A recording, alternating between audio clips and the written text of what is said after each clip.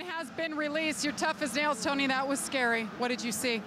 I don't know. Gotta ask Marco and Scheckter what the hell they're thinking. But I guess I was on the inside, and all of a sudden I got collected. So I don't know who hit who there, but they better have something to explain. I just think that when a car's a lap down, you shouldn't be racing the cars that are in the same lap. But glad that I'm okay.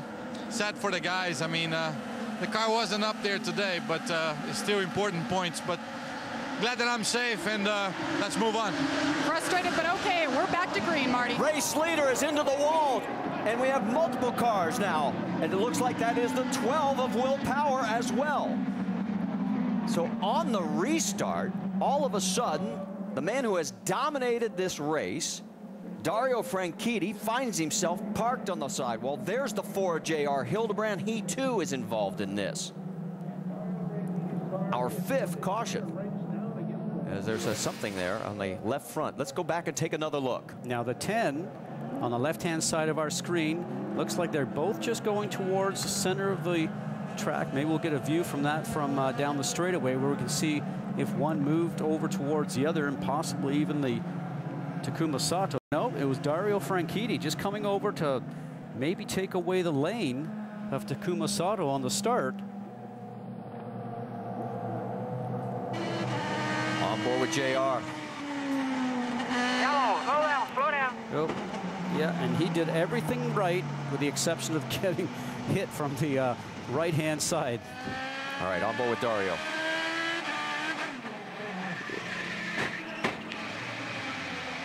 It has been 43 consecutive races where Dario Franchitti has been running at the finish, and it looks like he may have that streak broken today.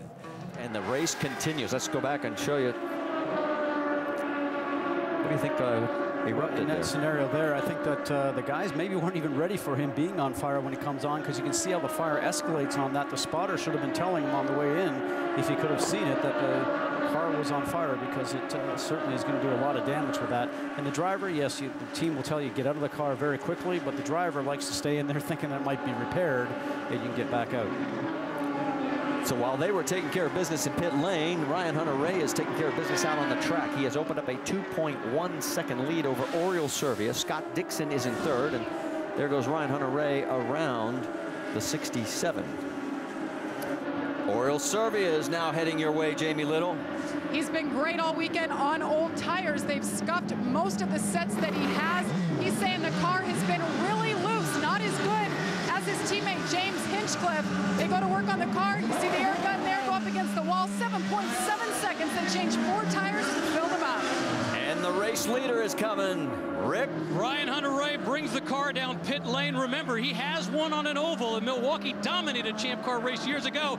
This, if he could pull it off, would be his first IndyCar oval win.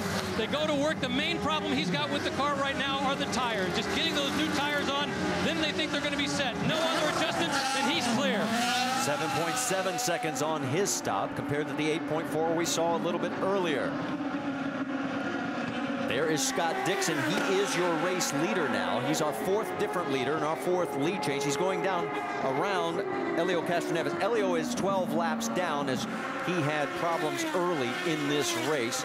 As here comes the race leader, Dixon. Gary?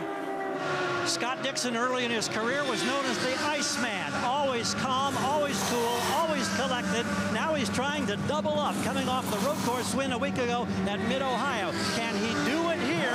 Routine service, Mike Holcomb. No changes. Dixon away cleanly.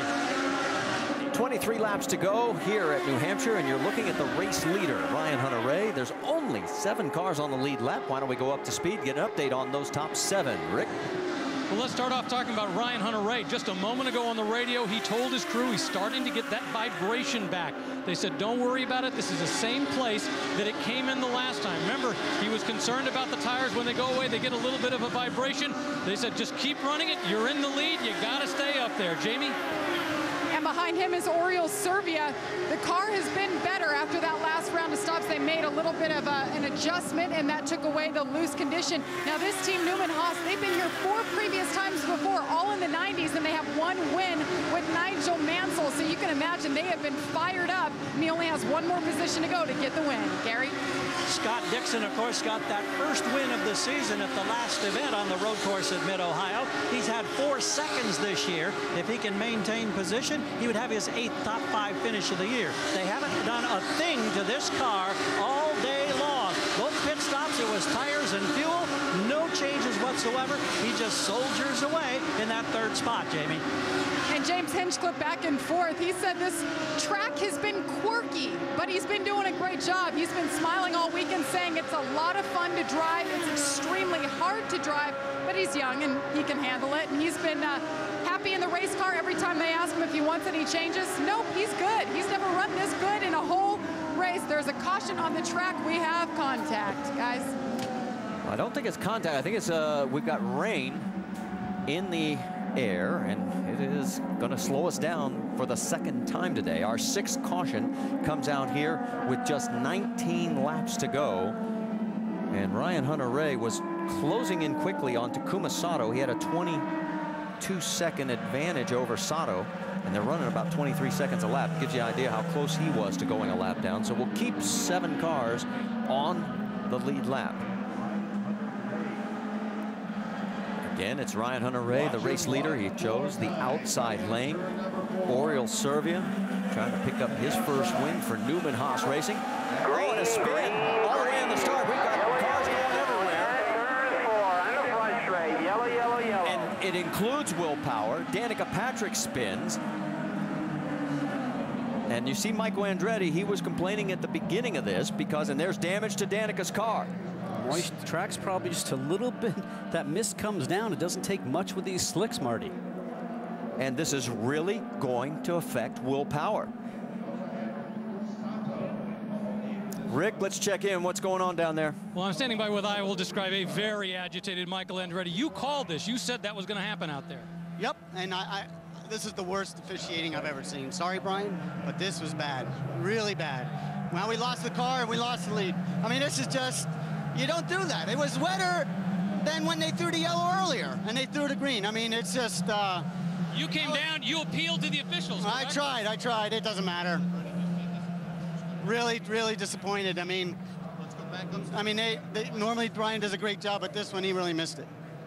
Michael Andretti once again came down, was yelling at the officials. Ryan Hunter-Reay in the car was pleading, saying, this is stupid. I can't even put the power down. As a result, you saw what happened. So let's go back and show you exactly what happened. Remember, 650 horsepower. Danica tries to get on the power, puts her foot on the pedal. Back end just starts to come around. You can see everybody else still sliding around doing the same thing. It collected Takuma Sato. It also collects Will Power. You see Anna Beatrice in this. Here's another angle. Now hers is the first car that starts to come around, which starts the change reaction.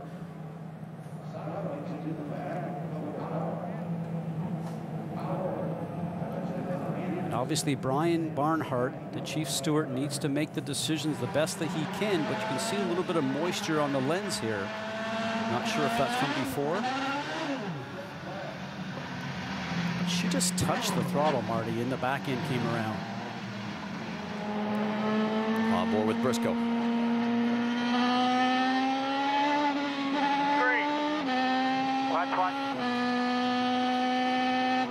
So Briscoe escapes the carnage, and there is Michael and his reaction. Now Ryan was able to get through it unscathed, and we are in this red flag situation, waiting to find out what is going to happen with the results of this race. As we talked about before, the drivers do report back, and there's the checkered flag. Checkered flag is out. Now that means Ryan Hunter-Reay is going to be your race winner. So this race is now officially over. And again, we're still trying to get Brian Barnhart in here to discuss with us what happened on the track. and how this decision all came about, but we are now being told this race is over. Ryan Hunter-Reay picks up the win, and Michael Andretti is now a lot happier than he was just a few minutes ago.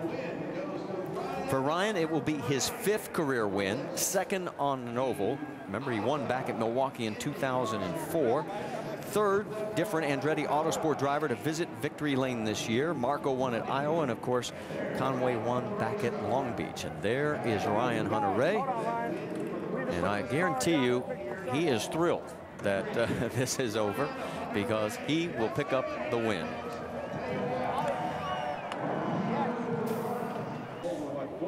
And let's go to our Honda victory lane and find out how the winner feels. And Rick DeBrule, it's all yours. Yeah, not the normal victory lane. We're standing up here at the front of the grid. He's getting a hug from Michael Andretti. He just got a hug from Marco Andretti just a moment ago. All right, we're going to talk about the win in a second, but you can walk us through what you were thinking and feeling when you were told you had to start this race under the conditions where it was so wet out there. Well, it was, I couldn't even warm the tires. It was so wet on the track, you know. I don't think the fans at home really understand how wet it was. And with these cars, we only have a small contact patch. So the Firestone contact patch is amazing. But when there's some rain down, there's nothing there. I couldn't even put the power down in 2nd or 3rd gear. So wrong move on race control's part. But man, we had such a great car today. It was a blast to drive it. I love these short ovals. A lot of fun. We would have liked to have just finished it under green or whatever. It was a strange day, but sometimes racing is strange.